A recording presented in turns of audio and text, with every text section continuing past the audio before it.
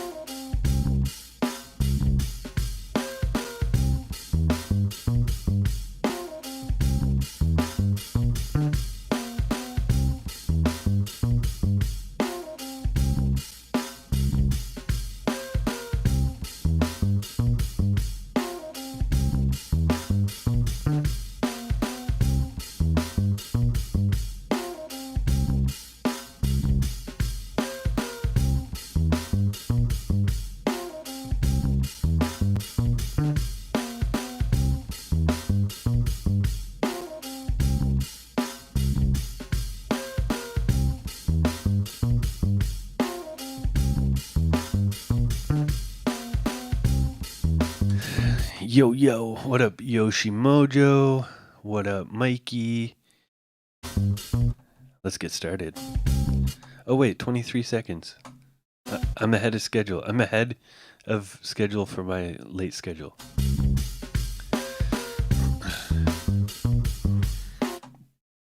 I was still making my way home today, so I was a little late.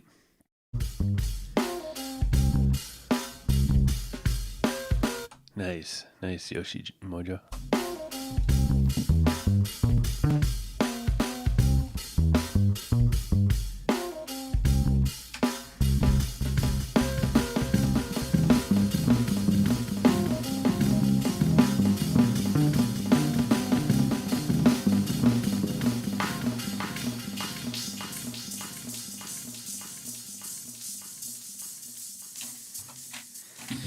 All right, let's see here. An old NES pause screen, nice. That's what I like to hear. Let's try this one. How is everyone doing today? How we all doing? There we go.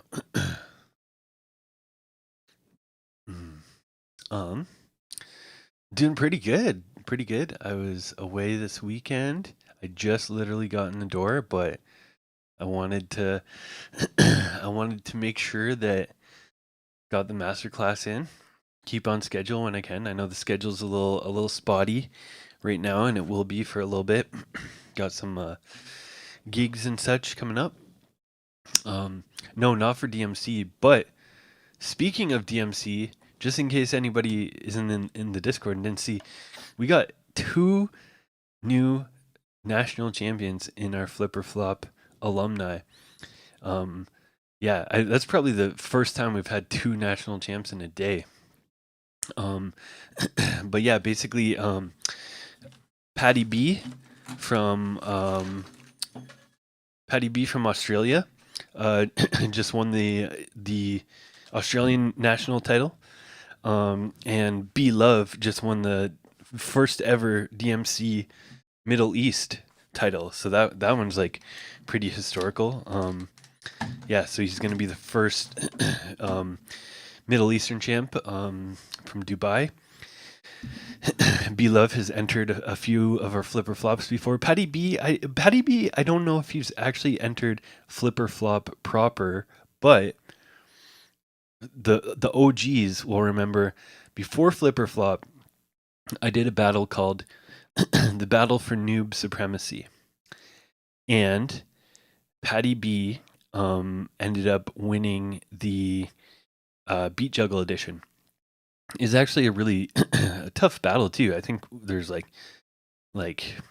25, 30 entrants.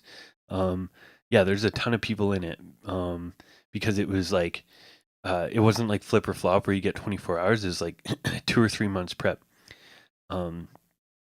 So Patty B, Patty B's one of the OGs from the stream. But yeah, 2 national champs, and then I think I've streamed since this, but I forget now. Kevin Adam won Indonesia, and then, as people probably already know, A-Cut won the wild card. Low End won Canada, so we have 5 Flipper Flop alumni in the World Finals, and we're super close on a few others. Who'd we have? Chris Cutts got second in US. Rakim got second in West Africa. Who else? I forget. Or I feel like there's probably someone else I'm forgetting. I think I counted 8 before. Who am I forgetting? Anyways, crazy results this year for the Flipper Flop family. So yeah, super good stuff. Let's see. Yeah, so masterclass today.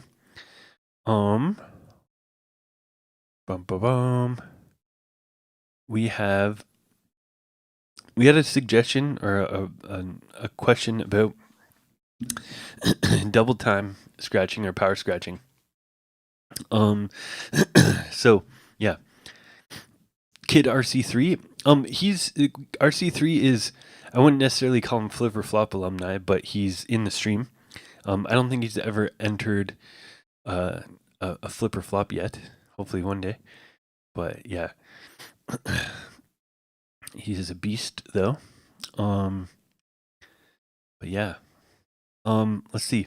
So yeah, we're talking about power scratching. Is there anybody who has specific power scratches that they're interested in?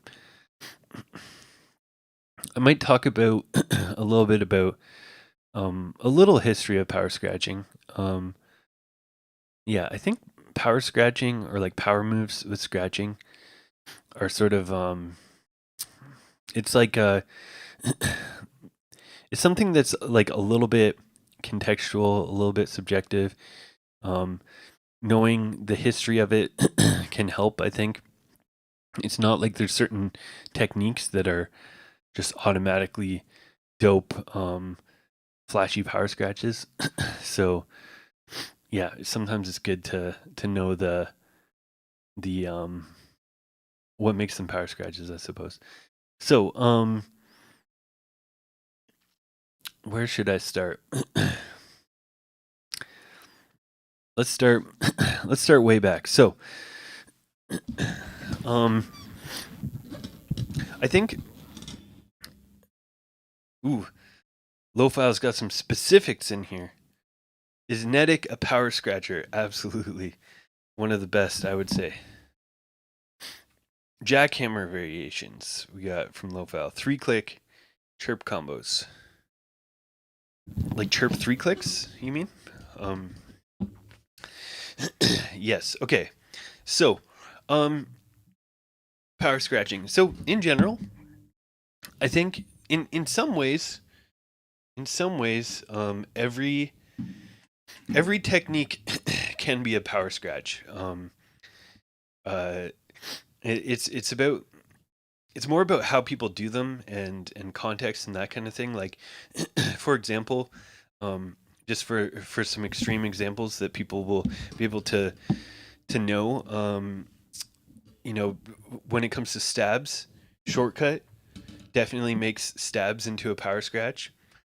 And then when it comes to chirps, someone like Clever is a really good example, I'd say, who definitely had some super powerful powerful chirps in his routines.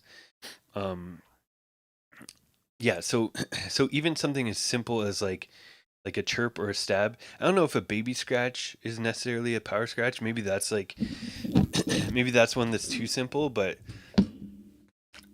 you know, maybe someone will prove me wrong on that too. But yeah, at the end of the day, like a lot of power scratching comes to just like getting really strong, fast, flashy, good pitch control, etc.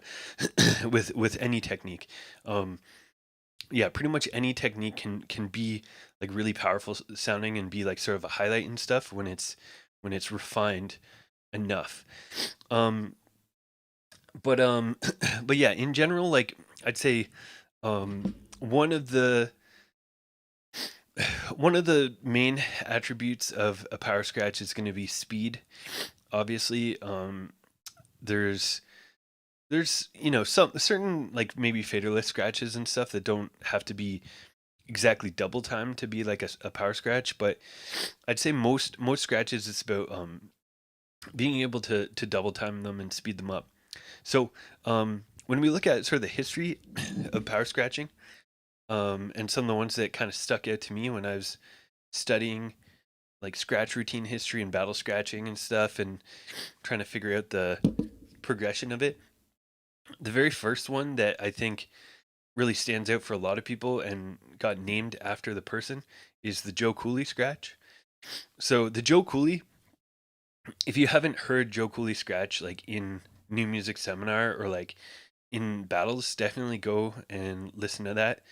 Like he did the which was it, the 1987 um, was it 87? Yeah, 1987 New Music Seminar. Um, and yeah, if you listen to the scratching, like it still sounds really fast and impressive by even by today's standards. And basically, like the Joe Coolie, what it effectively is just a baby scratch and a chirp combo. There's a few ways to do it, but so the basic easy way that I usually break down for people earliest is doing sort of like a really short baby into a longer chirp.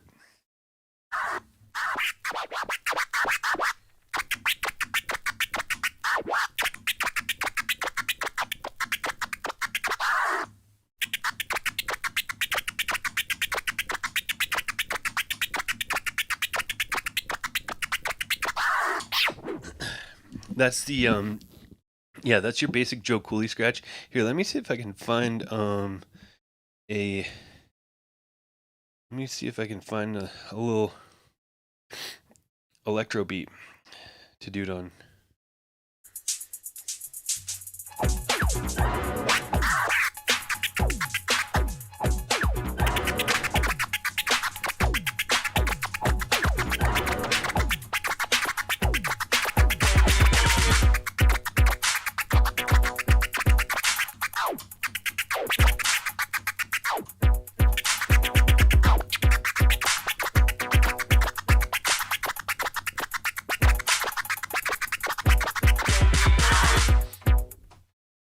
Etc. Etc. But yeah, the Joe Cooley scratch, that was sort of one of the first kind of power scratches, I think, because a couple reasons. Mechanically, it's a little bit easier to double time because as opposed to just like double timing straight chirps, you're only doing every second note, and so this like record movement sort of becomes one motion.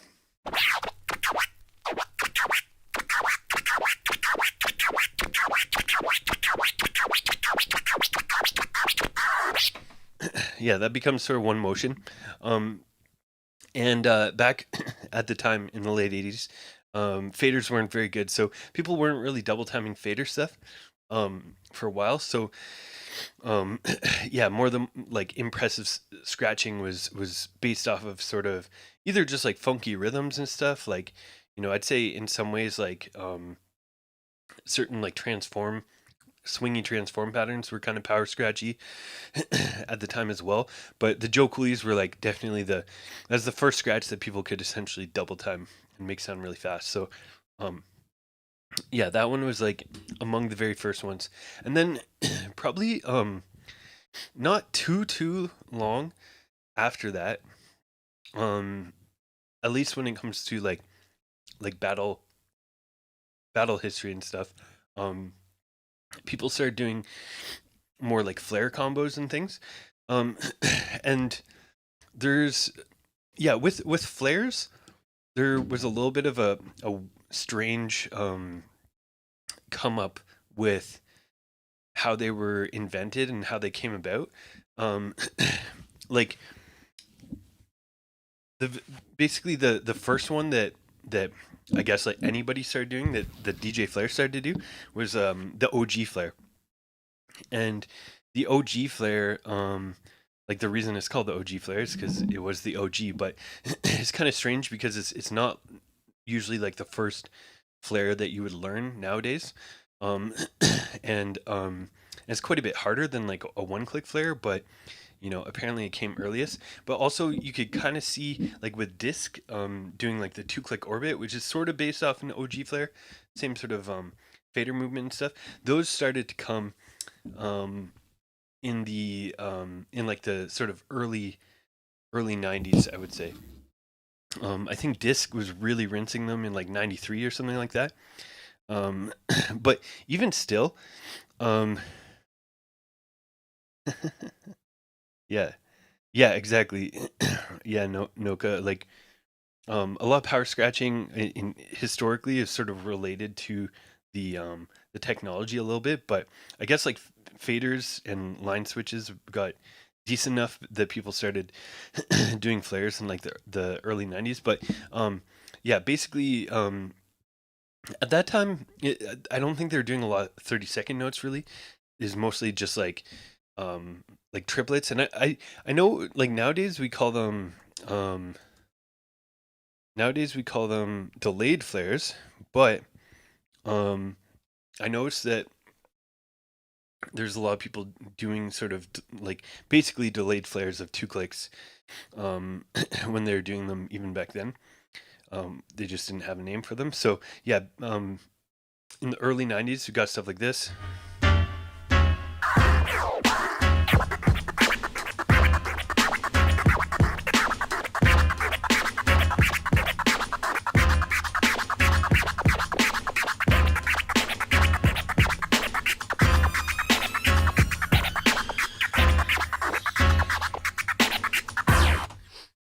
Yeah, people are kind of doing that.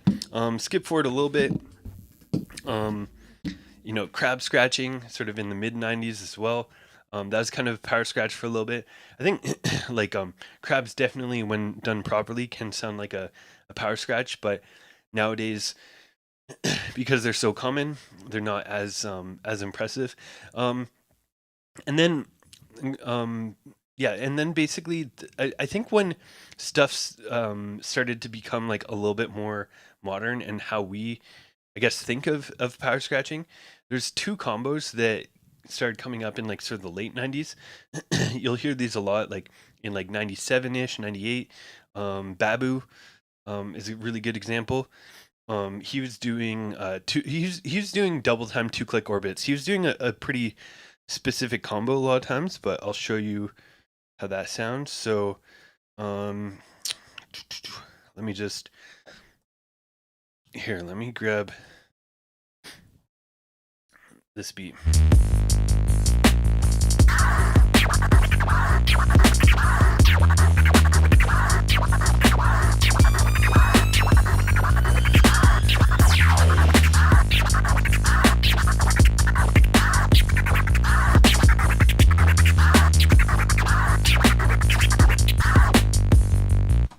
Yeah, Babu started to get those kind of 2 clicks rocking quite a bit, where he wasn't, I don't think, doing like straight up combos with them very often, at least not in '97, and he wasn't doing like just huge strings of double timing, in a couple routines maybe, but he's getting like just straight up double time 2 clicks, which there wasn't a lot of people doing those, and that's probably one of the reasons why he won the ITF scratch title in '97.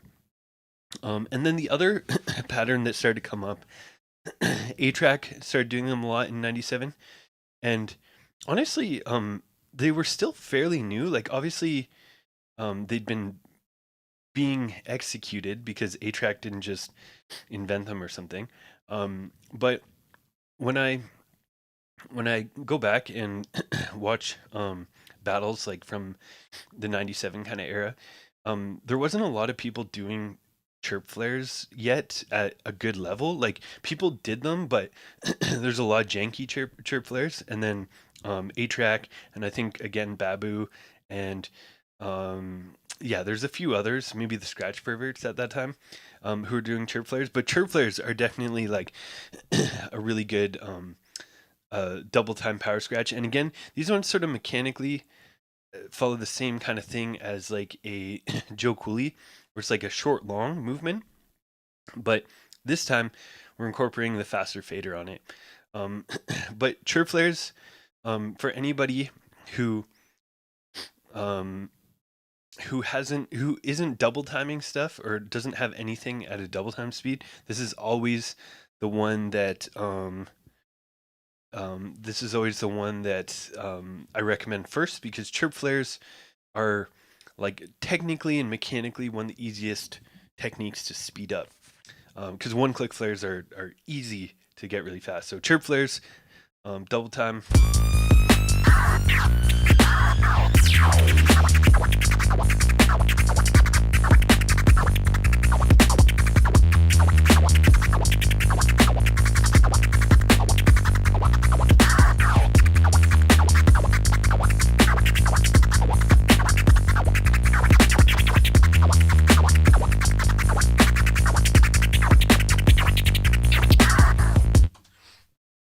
So gotta have your chirp flares as well. Noka, you're getting ahead of yourself. Um, Precise didn't three-peat Scribble Jam until 2000. And by 2000, he was, yeah, from about 97 to 2000, scratching, like, got so much more evolved, basically, or rather, to 2001 maybe. Yeah, like those years, things sped up a lot. Where basically, like, you went from the average battle DJ not being able to chirp flare to basically a lot of people doing like straight up double time 3-click flares, which Precise is, I'd say, he's one of the first guys in battling that I think was doing like really clean, nice 3-click flares. But yeah, so we got the the chirp flares, and then those were sort of a battle, or a was it a power scratch, and now yeah, and now basically, like I said, in the early like 2000s kind of, this is when people started double timing like multi-click flares and double timing combos, and sort of doing a lot of the fundamentals of what I think are still like basically like a power scratch if you do them well enough. But yeah, 3-click orbits, chirp 2-click flares, and just like faster 2-click flares in general. People were doing delayed 3-clicks as well. Again, they didn't call them that, but people just sometimes do them delayed by default. DJ Clever even did 4-click flares in 2001. And yeah, all that kind of stuff. So definitely, if you're trying to like double time any sort of techniques, the first thing I would say is like you want to be able to double time your 1-click based stuff. So your chirps and your 1-click flares is the first step. You have to be able to double time those up to, I'd say at least 80, but honestly, 80 is not even fast for those. So you probably want to push them up a little bit further before jumping into other stuff. But then the second one is 2-clicks and all your 2-click based family stuff. So my go-to one that I think everyone should know, and this one is like super used to this day, like, you know, DJ Fly, reigning DMC champ, loves the chirp 2-click. A lot of people love the chirp 2-click. It's I think one of the ones that that sounds fast and still sounds like a little bit technical. You have to be pretty strong at 2-clicks to get them up to speed, but yeah, chirp 2-clicks. So just one chirp, one 2-click. Where's the beat?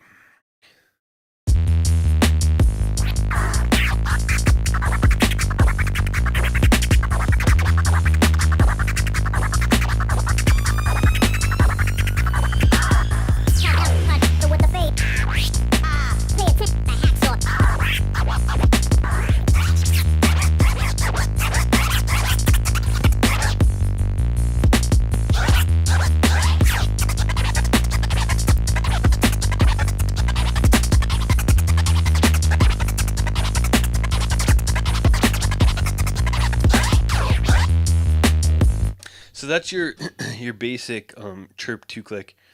Chirp 2-click has 8 sounds. Yeah, chirp 2-click orbit. So yeah, chirp 2-click is yeah, one of the bread and butter for double timing. It's still easy enough that you can get it up to pretty fast speeds. Like yeah, these can go up to like 100 or something. But this is one of the first power scratches too, where I think it's really important to put in good pitching and accenting and stuff. Yeah, if you do it like just sort of basic, like I was doing it there, it sounds okay, but you can make it sound a lot spicier. So I'll do it without pitching first again.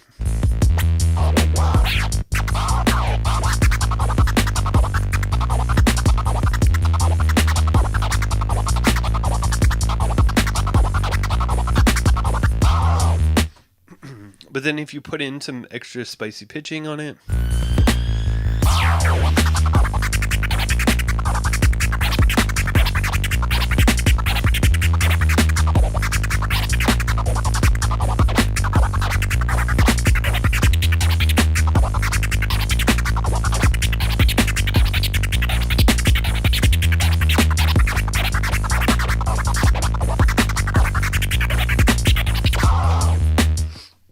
those sound a lot more aggressive, a lot more interesting. And yeah, I've harped on about this before, but essentially 2 types of pitching that you want to make sure that you're practicing and incorporating is your scales, being able to sort of build in pitch and break it back down, and have it really dynamic so that you can really make it stand out when you need to.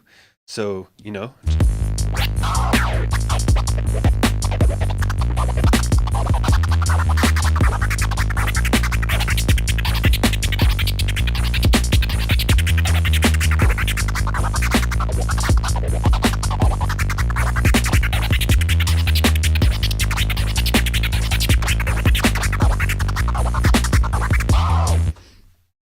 so that's your scales.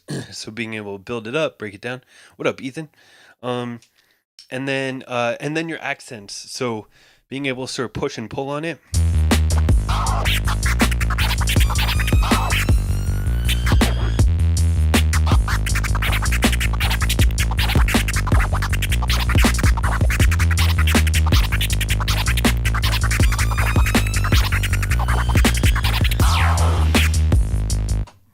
And then superimposing both of those, being able to get higher pitches and do scales and accents both at the same time. That's how you spice up them 2 clicks. And then mix up the chirps and 2 clicks. Like you basically should be able to sort of freestyle with chirps and 2 clicks separately and together, ideally.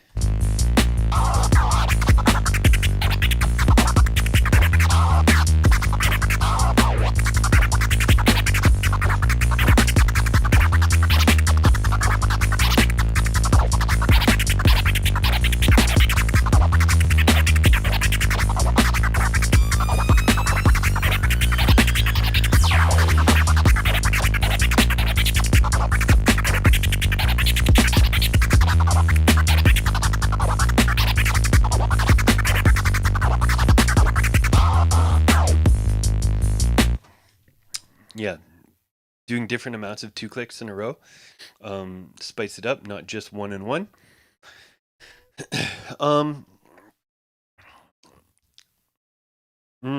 Kevin Adams, scales. It's always scales. The answer is always scales. It's always the answer, and it's never the answer that people want to hear. But basically to get more pitch, the faster, as you go faster, it becomes harder to pitch stuff. And you get more monotone. So you have to fight harder and you have to practice your scales more. So one of the first things I would probably do is try to focus on the extremes. Like if you're having trouble doing full scales, focus on the extremes. So high pitch.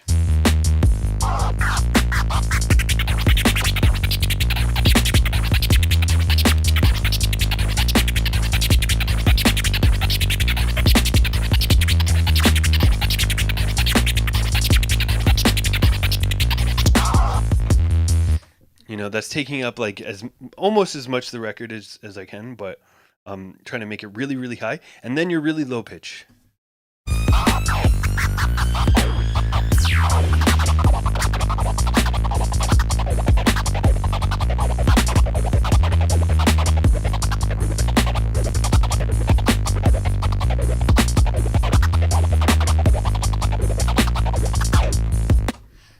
Now, the low pitch is super important because a lot of people never get lower than their original pitch.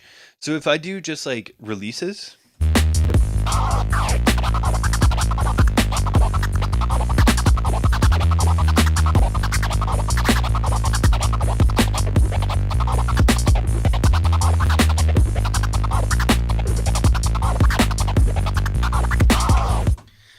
I want my lower pitches to go down from there.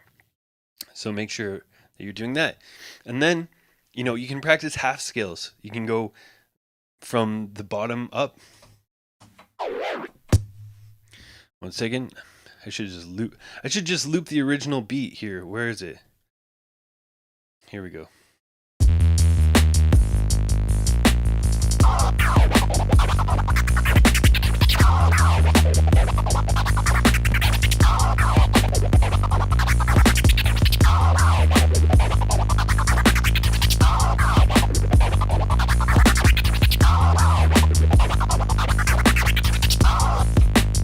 So there's half scales. I'm just going from the bottom all the way up. What up, Bomb Jack? What up, Whereby crew? You guys just bootlegging the stream in there? Just taking all my views. Instead of getting multiple views, I just get one. Is that how it works?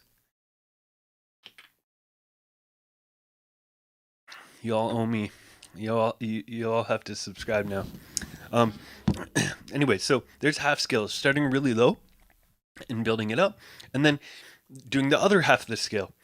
So if you're, this is all sort of building up to scales. So this is for Kevin Adam saying he has trouble keeping the pitching at higher speeds. So start with your two extremes, and then start really low and build up in pitch, and then do the second half of the scale, which is start really high and go down in pitch.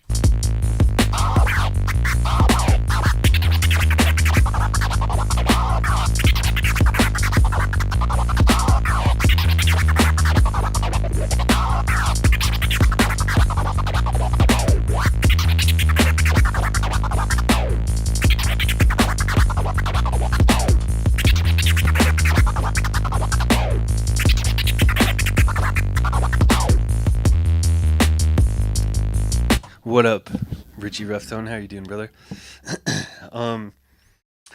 Yeah, so those are all your different scale inflections, basically. And then eventually getting your pitching going smoothly up and smoothly down, just working that pitch control. Yeah, so that is 2-click flares, 2-click orbits, chirp 2 clicks.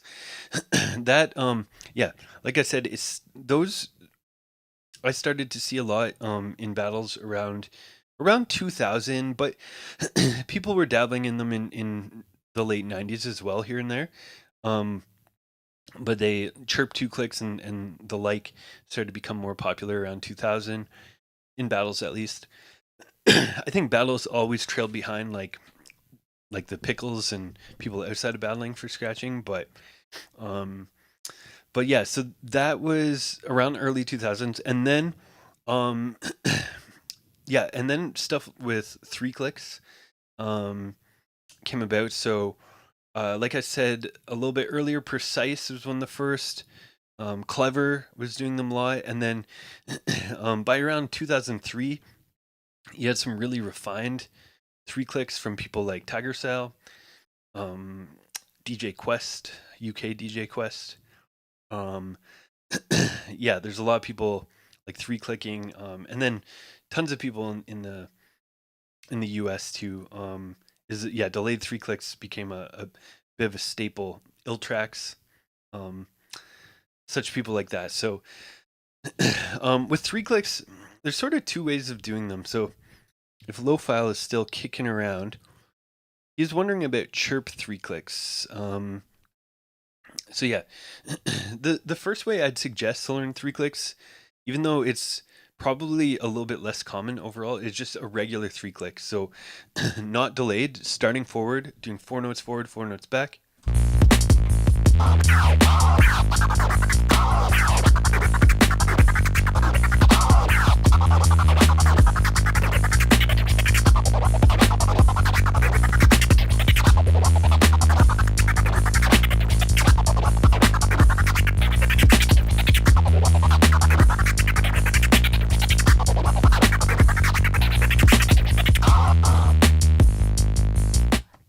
So you can still get some nice, nice pitching and stuff out of pure 3 clicks. But yeah, when the one of the reasons you want to start with regular 2 clicks is because there's more combos available with them and they'll work with more of your vocabulary up until this point. Like most people have a lot more open fader stuff that they've got in their wheelhouse before they learn 3 clicks than delayed and reverse stuff.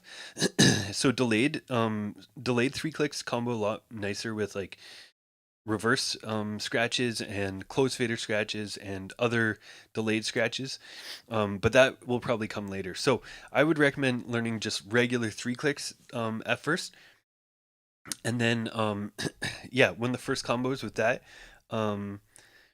is doing just a second. Yeah, so this is one of the combos that I recommend. So this is a little bit of a weird long one, but let me draw it for you 1 second.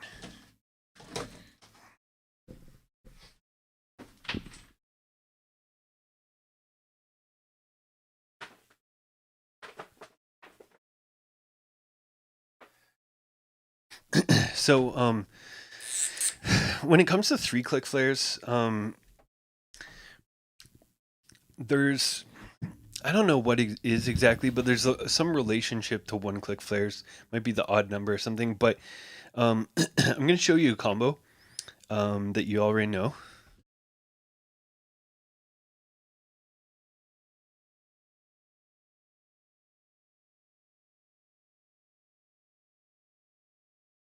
Who can guess what this combo is going to be?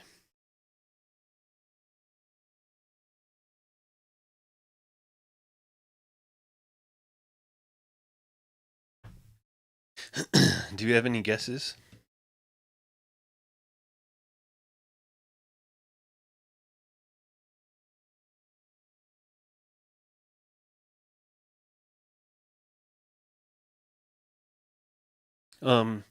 Chirp 3 clicks will be 5 sound. No, Kevin. So every time, whenever I'm saying these combos of 3 clicks and stuff, it's an orbit, so it's going to be 8 sounds. We're not talking about polymeter right now.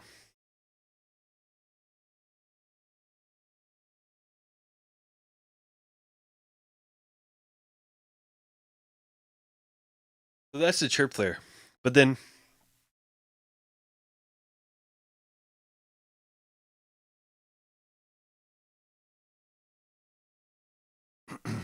with 3 clicks, there's sort of a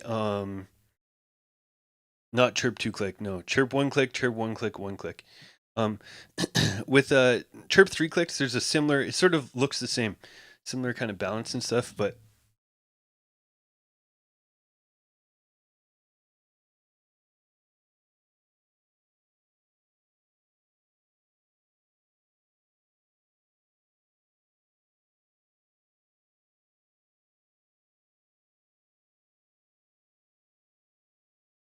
chirp 3 clicks.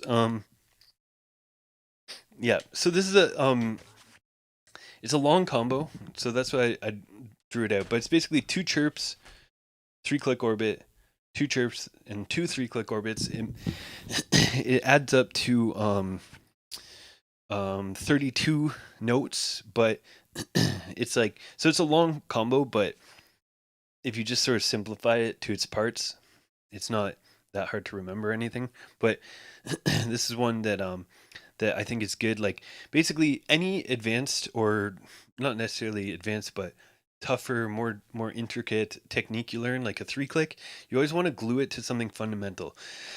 So that's one of the first things. Like every single technique you learn, like start putting it into combos and connecting the dots with other stuff you know. And that's how you're going to be able to still like flow with stuff and integrate it into your style, rather than just being able to drill it and just being able to like sort of demonstrate it. You always want to be able to like flow and put stuff with your other combos. So the chirp, most fundamental open fader scratch. So chirp 3 clicks.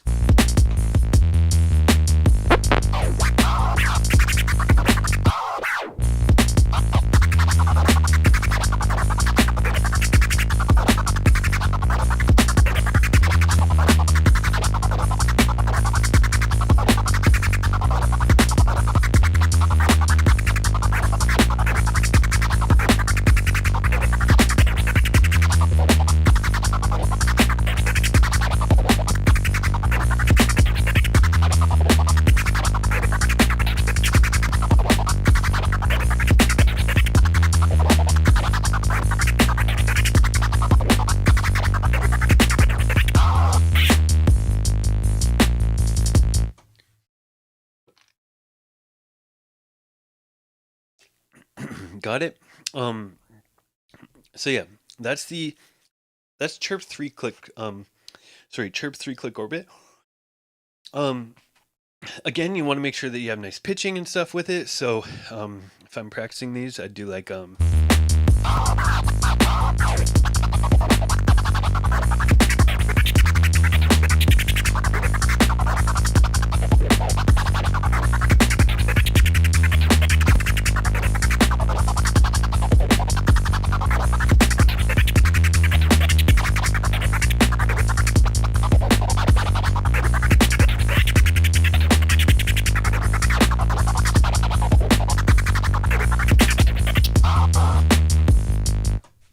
yeah.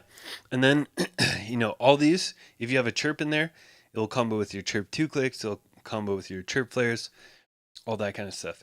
So yeah, chirp 3 clicks. 3 clicks are nice in general. Let me see. The next power scratch, again, early 2000s kind of era, delayed 3 clicks. Again, I don't know if people were like necessarily like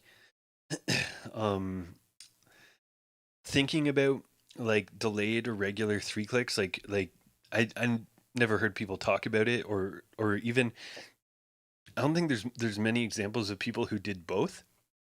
Some people just kind of stumbled upon delayed 3 clicks, I believe. Yeah. Dang. Whoa. Kazukami on YouTube bringing the throwback. Saw me at Thud Rumble HQ in 2013. Dang.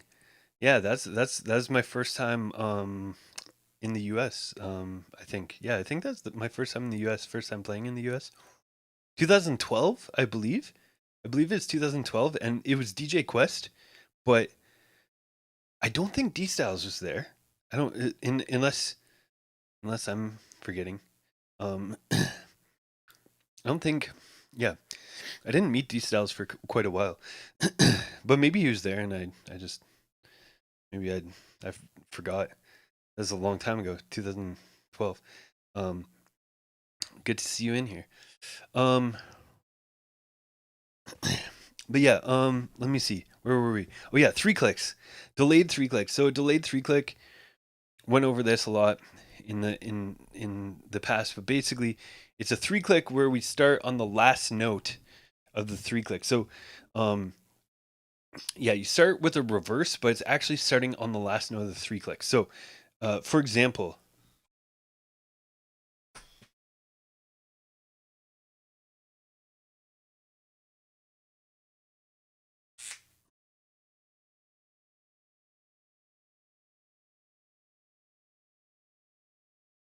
it's kind of like that. We start on note 8.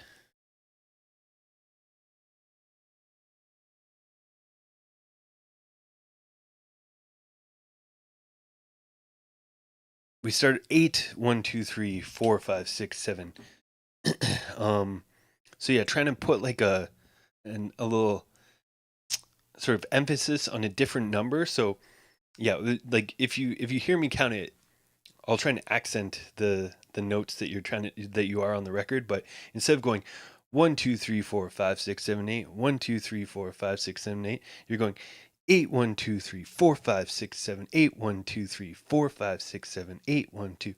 So it's like it's the timing of the scratch and which note you're starting with that makes it sound different. So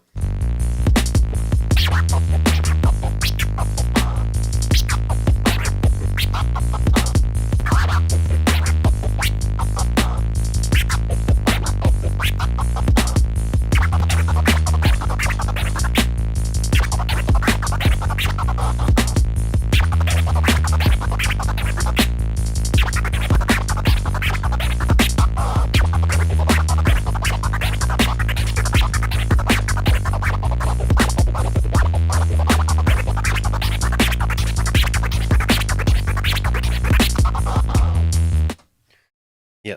So compared to regular 3 clicks,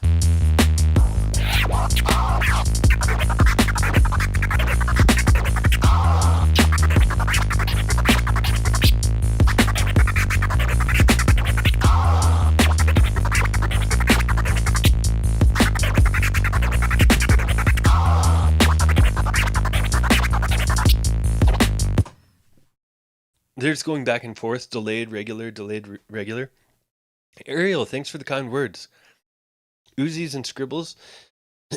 Definitely, yeah, definitely. Like, it's a little bit tricky to figure out where faderless stuff works into the power scratching um, world, but I agree definitely. Like, especially when you combine faderless stuff, that kind of makes things more power scratchy as well. um, but yeah, we have delayed 3 clicks in there, and the vinyl hand difference. Yeah, so here we go. Here's nice. Yeah, interestingly, yeah, I may have done delayed 3 clicks in that, but I can't remember. Um, I can't remember. Like, I definitely did similar rhythms and stuff. Like, I know was it one of the combos that I do in my Sega routine is similar to a delayed 3 click, but it's actually this.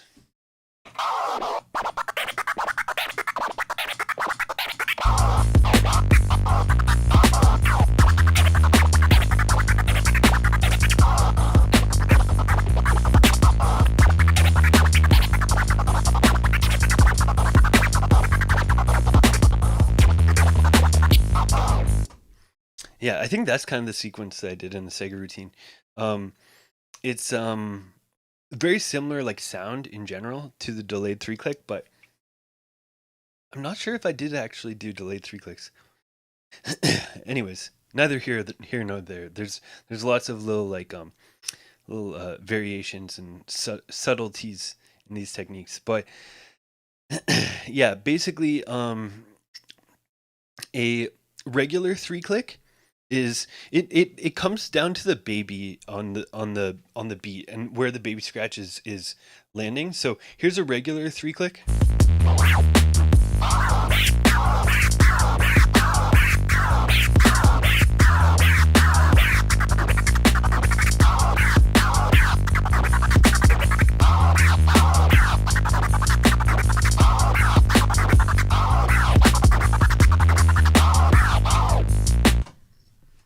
Right? And then a delayed 3 click, the baby actually starts backwards.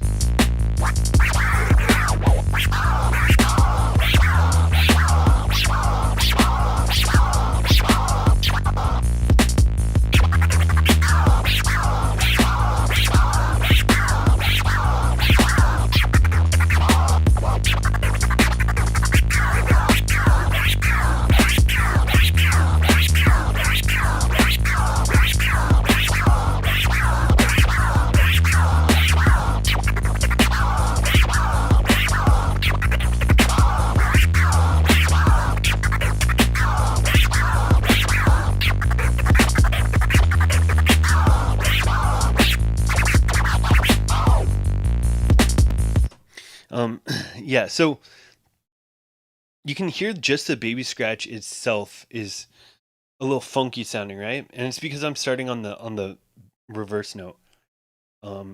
Yeah, it's actually kind of difficult to do just the baby scratch delayed, but that's what it is. Yeah. Yeah. So these are just my stickers on other people's scratch vinyl area. So yeah, that one I'm using Cymatics 360 breaks. One sec. All right. So yeah, 2 clicks, 3 clicks, 4 click flares, which I don't know if 4 click flares have ever really became popular in battling or otherwise, but Clever did them, and I think they're a worthy addition to any power scratchers vocabulary, even though there's not that many ways to do them. But here's a basic 4 click flare.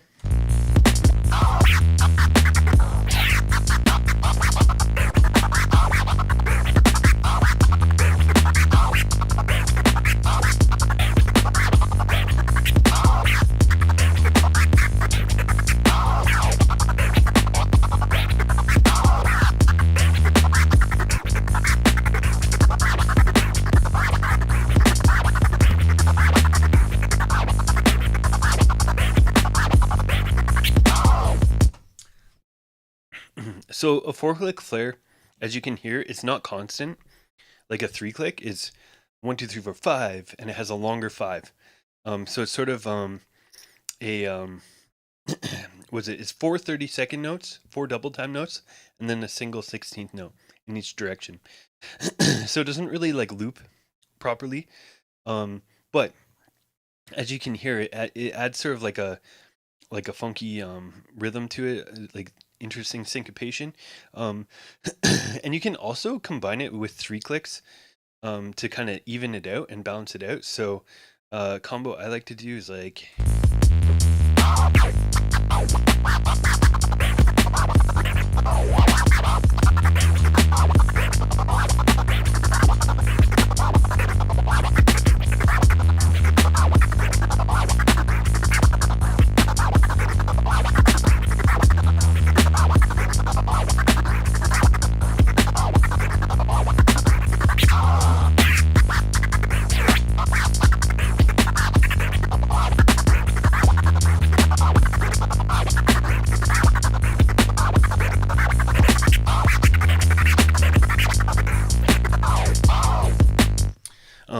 So yeah, basically 4 4 3 4 4 3, and you alternate directions.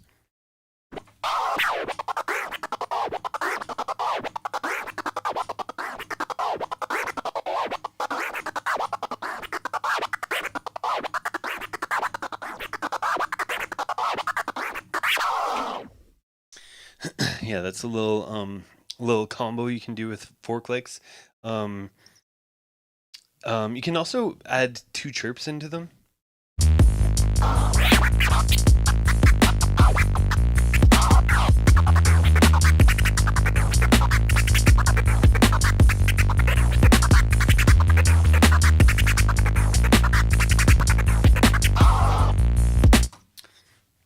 There's another one for your 4 clicks. Yeah, what else? Oh yeah. There's another one that it's a variation of a 4-click or a crescent flare, sort of a 4-click crescent flare, but Boogie Blind did this a lot in 2001 when he won Vestax Worlds.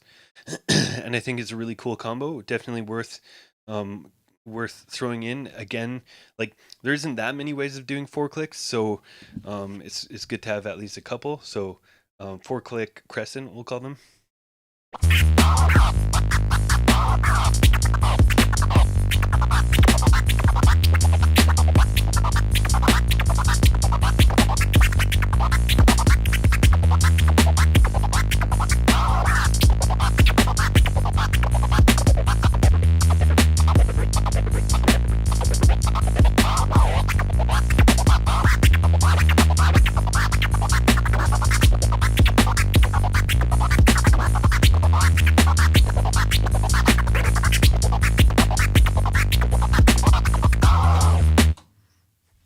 Yeah, 4-click crescent. Now where are we at? Yeah, so another so this is like all your basic flare stuff, and then part of what makes it power scratchy for a lot of these combos is what you do on the record, like making it faderless, adding faderless to make it more interesting and more spicy. Nowadays the wave flares.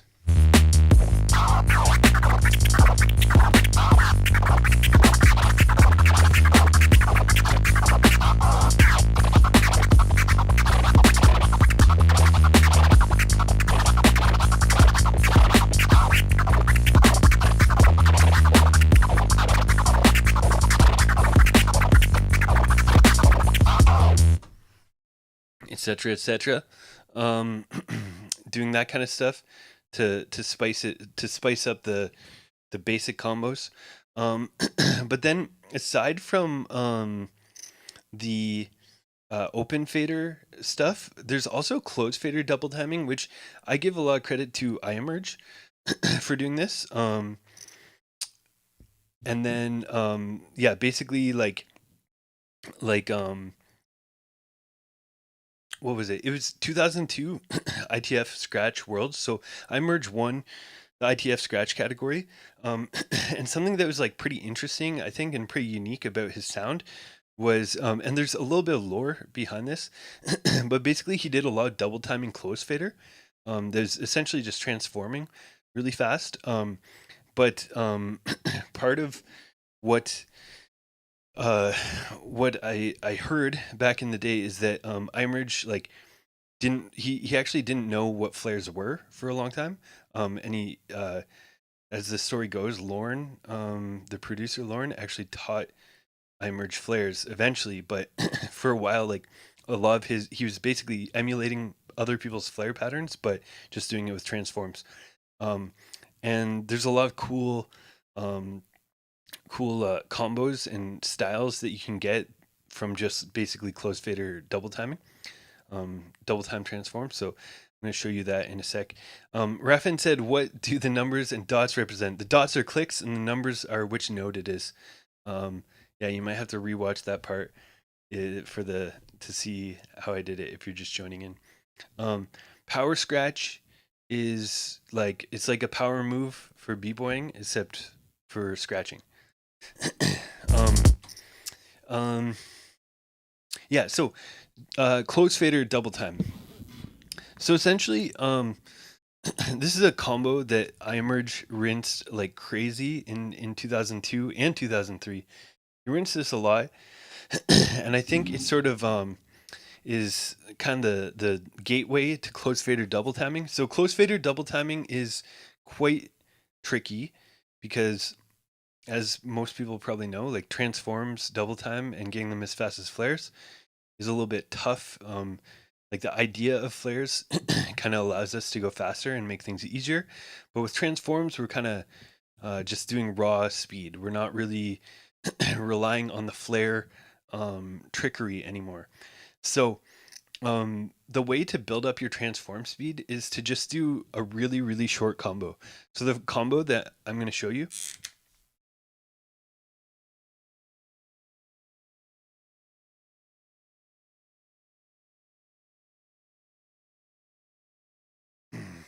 is just one transform forward and two back. And the one forward is just a normal, like, it's not a fast, it's not 30-second, no, it's not double time. We're only double timing the reverse. And so basically, like, in order to start learning how to transform double time, you essentially have to build it up with first being able to do two transforms double time. Like that's the minimum number, right? If you do one, it's not really a transform, it's probably just a stab. But our goal is to do two really fast transforms. So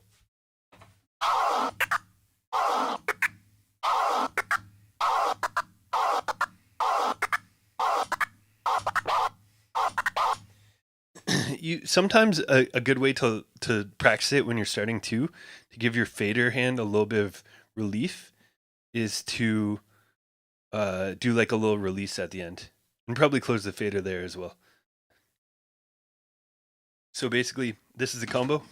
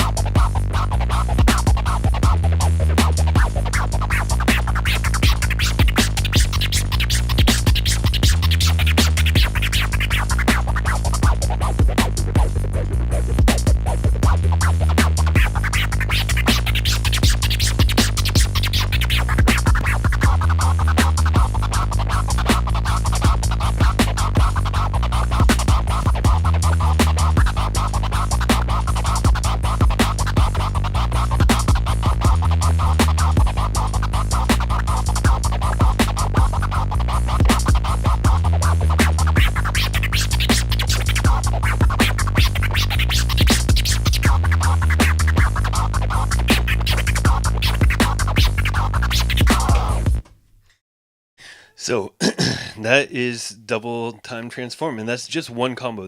I just did this the whole time. I literally did nothing except for that, and then adding in like double forwards, so you can like do.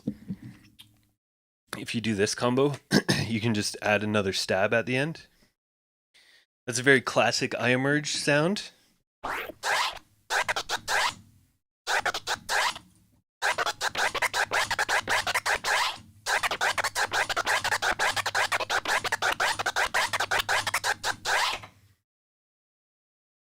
Yeah. So there's close fader, like double time.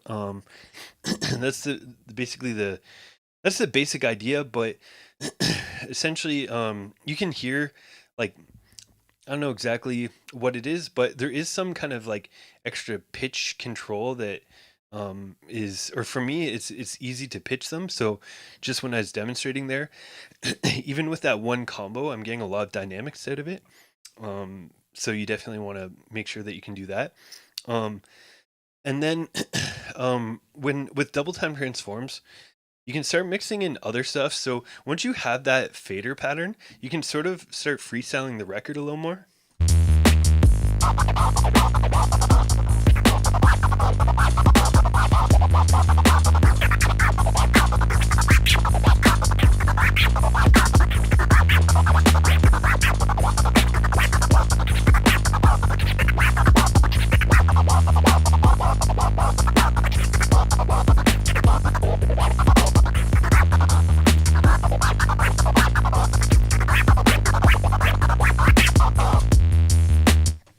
And as you can hear, they kind of turn into or combo with delayed 3-click flares.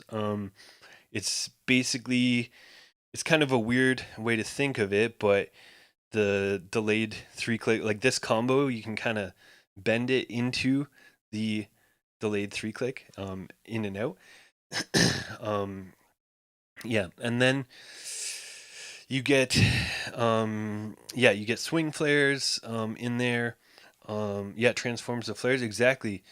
I call them Schrodinger flares when when basically they either start open or and end closed, or start closed and end open. You can basically at a certain point, transforms and flares are just literally whether you are open or closed. It doesn't really feel different to me. Like a transform and a flare for multi-click stuff basically feel the same at these. It's just if you start and end close, it's a transform, and if you start and end open, it's a flare. And then you can also start closed and end open, or start open and end closed, and then and then who knows what it is. Schrodinger's click. But yeah, essentially close fader double time is a big key. So yeah, it opens up a lot of like different combos and different styles, because then you can get into swing flare and boomerang stuff double time as well.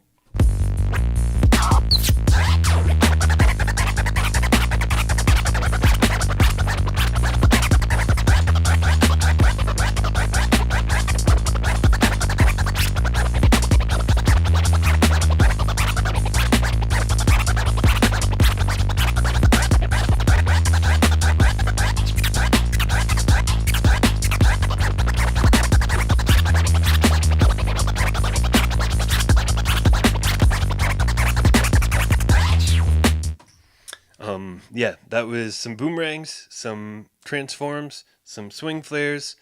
All just sort of mix and match there. All close fader basically though. And then you can throw in autobahns in there, will combo as well. That opens up another world of double timing. But then now we're getting we're getting pretty deep down the rabbit hole. I don't know if this will be useful for a lot of people, but after you can double time 2 notes, you definitely want to expand that.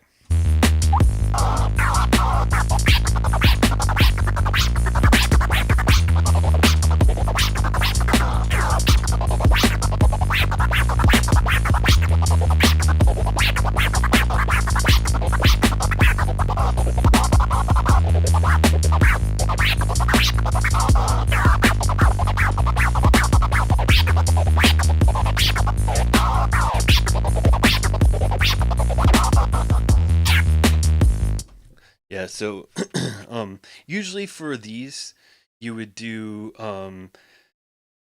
some sort of even numbers. You can obviously do odd numbers, but like one forward, two back, one forward, four back, and one forward, six back were the three that I was doing there.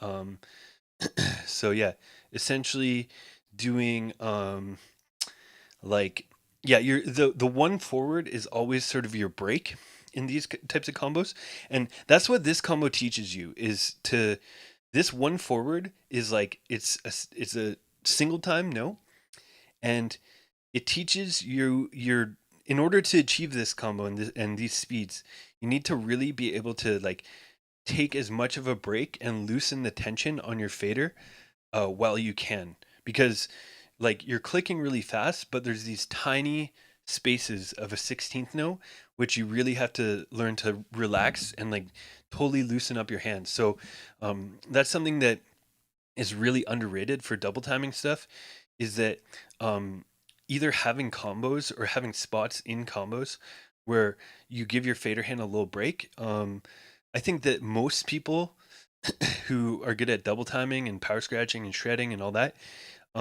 they're not just like clicking the entire time. Like it might seem like they're like just like blitzing stuff out like super fast and huge endurance, but there's a lot of these sort of little breaks and little like moments within the combo that you can chill for a sec, and that's super important. That's like yeah, one of the keys to this stuff, like endurance and speed, is taking advantage of those. That's something I learned when I started to get these combos. I started to learn that um, one of the most important factors, even beyond like things like having the correct fader technique and like all this other stuff, it was just like knowing when to sort of have to release the tension on your fader. So even when you're holding the fader, like you don't have to be like tense, right?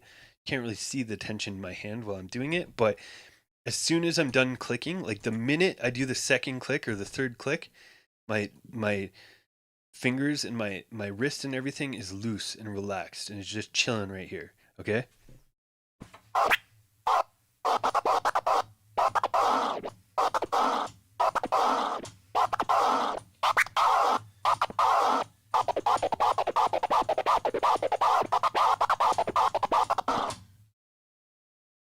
Yeah, my fader hand is just relaxing every time between those bursts.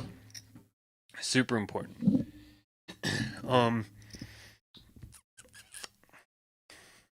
where's low file at? Where's the? I can't scroll up far enough to find out what other to see what other combos he's asking about specifically. But yeah, there's our double time close fader. Um, let's see. Yeah, so oh, jackhammers. So that's one that I suck at. So um yeah, basically, okay, a jackhammer, I can do them at not that good of a speed essentially. Like it is a jackhammer is essentially like a reverse scribble. It's sort of like a if you do a delayed two click, for example.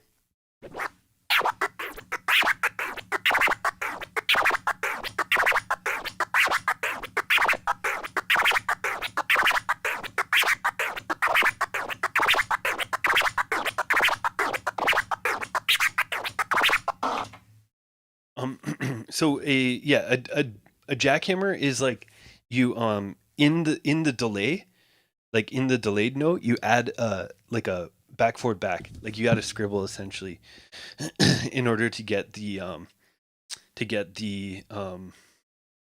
yeah, jackhammers are reverse. Yeah.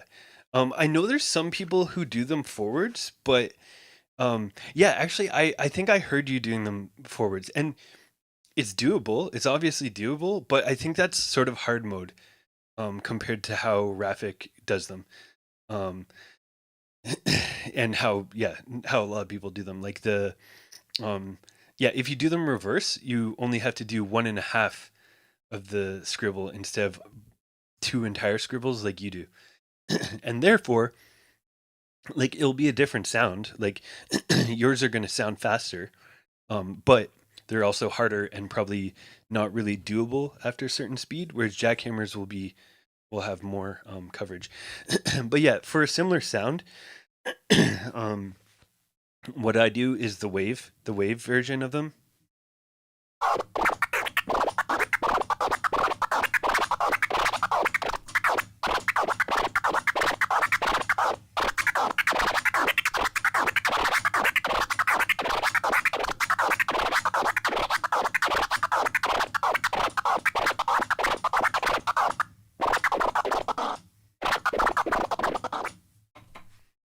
Hmm. Yeah, you do them on the forward. So, yeah, it might be a harder version. Basically, there's like a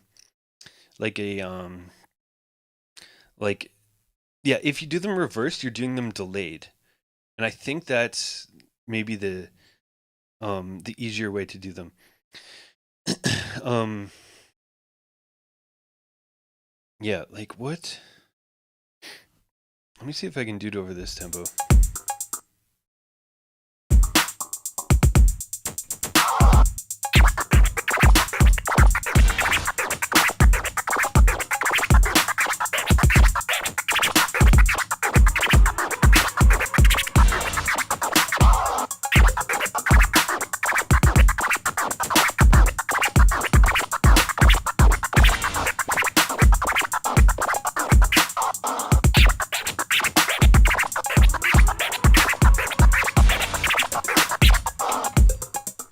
Yeah, so that's essentially the jackhammer. Those are slow, but you can speed that up by just doing the DVD.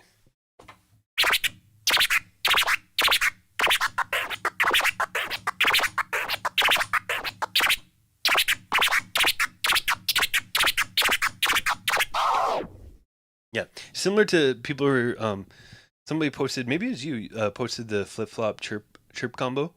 Same idea as that. Word Henry. Yeah. Yeah, anything that kind of gets reduces tension when you're clicking can definitely help speed things up. Yeah, so that chirp combo is like this.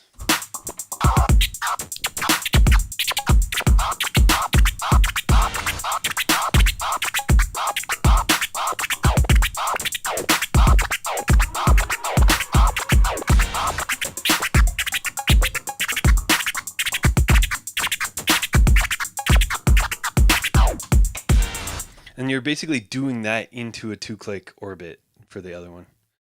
The techniques can be done on whatever you have, Trav Vision, for sure. Um, yeah, but then, as I said, um, when we're talking about these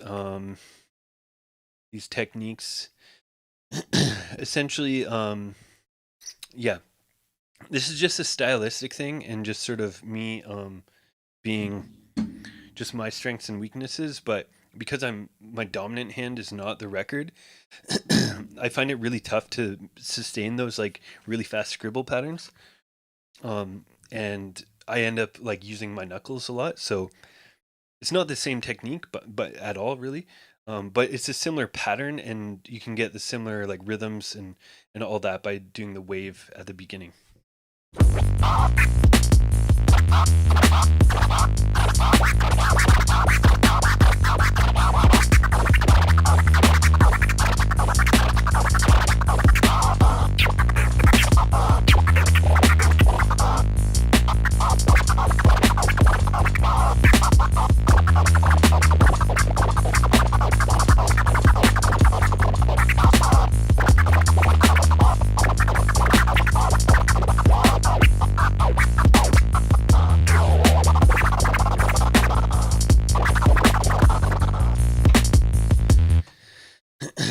Um,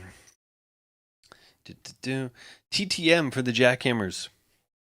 Yes.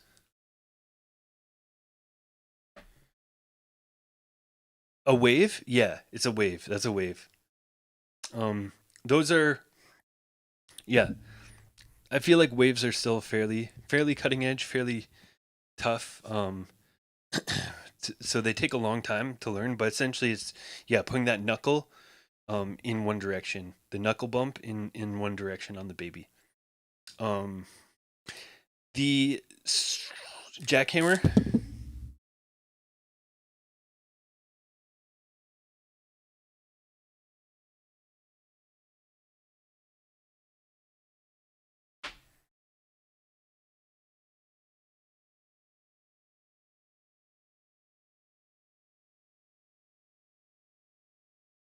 So that's actually kind of the jackhammer. No, they are the same as Enfo whips, just as with a lot of scratch things, like honestly, I kind of heard them being called waves, and I think waves were sort of adopted by a lot of people before um, before like whips was adopted later, kind of like yeah. So whips are waves, kind of the same thing, or they literally are. But um, yeah. So I mean, Emfo kind of invented them, in my opinion. Or at least like kind of started traveling into these types of patterns and rhythms with them. So maybe whips is the correct one, but it's just one of those things where like there wasn't really tutorials on them, and I only heard they're called whips from talking when I met Enfo, and I asked him, and then he tries to like um he tries to downplay like and say that he saw other people do them, but I don't think so. um yeah. He actually gives some credit to iEmerge as well. Um, yeah, iEmerge super. It's weird to call him underrated because he's like a five-time world champion or something. But I think because he sort of disappeared after he won DMC a couple times, it's funny. Like a lot of my students who are newer to battling don't know about iEmerge, but I think he can be credited with definitely at least like kind of pushing forward scratching in battles and with some of his techniques and styles. Yeah, big influence for me for sure. Um, yeah. Um, Trap Vision, you can do whatever you want, man. It's all about like just having fun, and like you can definitely scratch samples on DJ sets. Absolutely. I scratch in all my DJ sets, I scratch a ton. And essentially, um it's just about picking the right samples in the right spots. Um yeah. Oh, nice. The Guitar Center. Oh, was that the one that he won? Because he won that like one of the years, right? Or maybe two.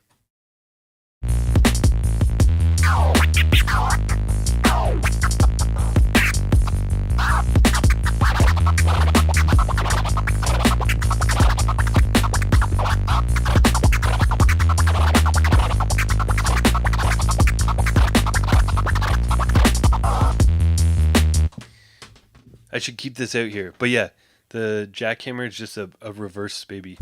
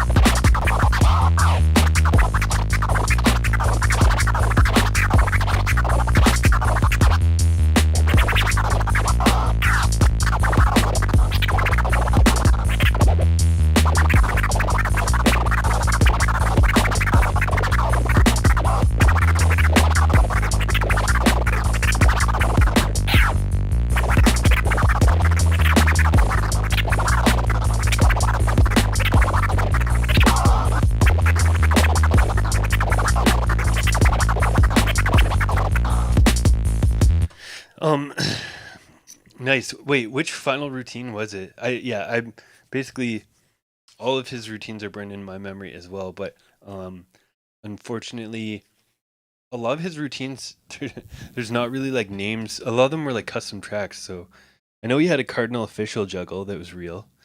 Um, yeah, the the crab combo def switch. Yeah, that's my wave crabs.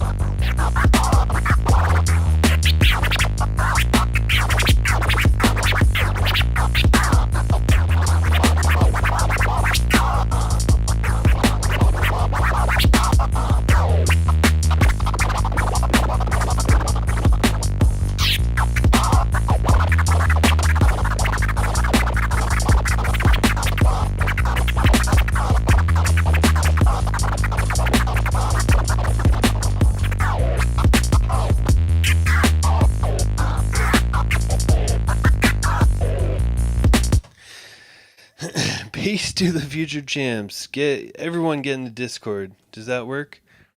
Um, Wave Crababon. That's right. Um, man, shouts to DG for he's the one who mastered this my favorite scratch record right now. One of my favorites ever, definitely. Man, there's not many scratch records that overtake the Enter the Scratch game. Um, Word trap. Well, man, it's all about finding that you find your own style, and you find your own like space and way to do stuff. Like scratching is it's just an instrument, and you can do it like very subtle and subdued, or you can shred. And there's a time and a place for everything. Um, like yeah, I went through the whole gauntlet of scratching in my sets. I think I found a better balance now, but even still, sometimes I'm like, maybe I should scratch more. um, I'll just give you an example. When I first started, so basically, when I started getting bookings, it was off the back of battling and winning DMC and doing King of the Dot battles, which not all DJs know about, but but that's actually how I got some of my first following was through battling on the Rap Battle channel, and like DJ battling, not rapping, but basically I started getting bookings, and I was a bedroom DJ. I was wasn't planning on being a DJ really. I was just like practicing in my room, and then battles came up and I did them, and people liked it. So then I started getting bookings, and I like some of the first shows I did, I literally scratched for like an hour. Like I just did routines and like beat juggles and like just scratched like I would do just like every single routine I could think of. I did freestyle beat juggles, I remember. Um just like I would say like way overkill, but I was trying to figure things out, and I knew people liked me because of my scratching, so I just like went overboard. And then um I had a couple people be like, "Oh man, you got like mix more," and I was like, "Oh yeah, maybe I have to mix more for these longer sets." So and then I remember um playing a couple sets where I just mixed the whole time and I barely scratched. I didn't do any routines. But then people were like, "Oh man, we came to see you do routines." And I was like, "Damn it." And so I kind of like felt out the whole way, like, you know, what's too much scratching, what's not enough. And yeah, it comes with experience and comes with like just trying things. Because the thing is, like, like everybody's different, and there's not really like, yeah, there's not really like a I don't know, like a good reference of like what you should do or something. It depends on the style of music. Like, there's so much. So yeah. So now I also have like a lot more like sort of variety of scratching in my sets, in my longer like mix sets where I do have like my hardcore parts like where I'm doing routines and I'm like, being like, here's the scratching, like watch me scratch. But then sometimes I'll just like drop in samples and just cut them a little bit, like a little bit more like subdued, like DJ Premier style, like just, where you're like still scratching, but you're mostly like playing a sample, just get like a vocal loop or something and just sort of do like a kind of scratchy mashup type of thing. Um, I think that kind of stuff is like you can basically do as much as you want, as much like samples that you can find that work with the tracks you're playing. Like you can just do that all day, and like nobody gets like annoyed by it. But when you're talking about like hardcore like scratch soloing and routines, yeah, maybe you have to be like a little on the like you have to have a little balance, you can't just go and rip like scratch solos for the entire set, unless you're DJ Kubert. So that's another thing. Like Kubert is probably one of the most extreme, where he some sets he'll just shred the whole time, and he can do that because he's Kubert. We can't do that. Nobody else can do it. Basically, no one else is allowed to do that. But when you're coming up and you're trying to find your own style, you look at Kubert and you're like, oh man, you can just scratch for an hour straight. But yeah, most people don't give you uh, enough leeway to do that the whole time. That'd be the dream. Anyways, getting off topic, let's raid out of here. I'm this is fun, but I'm getting hungry now. We covered a pretty good amount of stuff in this small um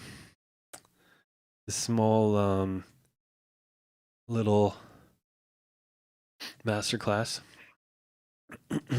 And yeah, this Sunday I think we do have Flipper Fun. I believe. I'll let you know if things change, but if you guys aren't, get in the Discord, jump in the battle this Sunday. Flipper Fun. It's just for fun, no prizes, but it'll be good. Keep up with our masterclass stuff.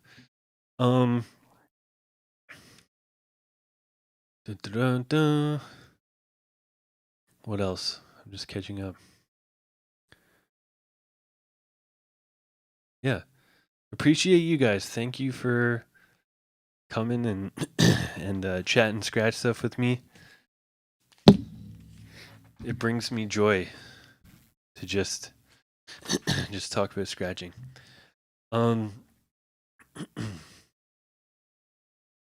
Yeah.